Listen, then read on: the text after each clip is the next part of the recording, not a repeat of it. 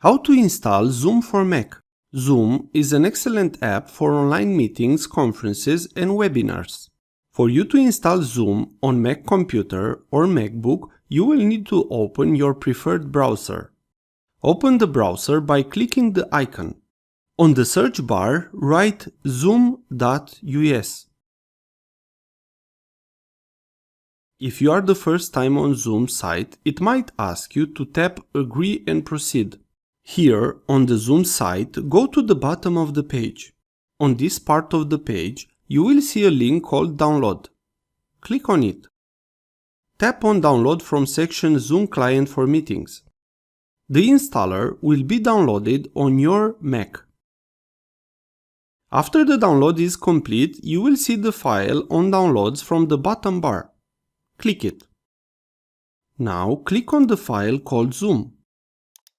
On the bar, you will see that a new installer has appeared. Wait until the installer opens on the screen. Now Zoom has started the install process. Let's close the browser as we will no longer need that. Tap on Continue. Here, you will be able to change the install location.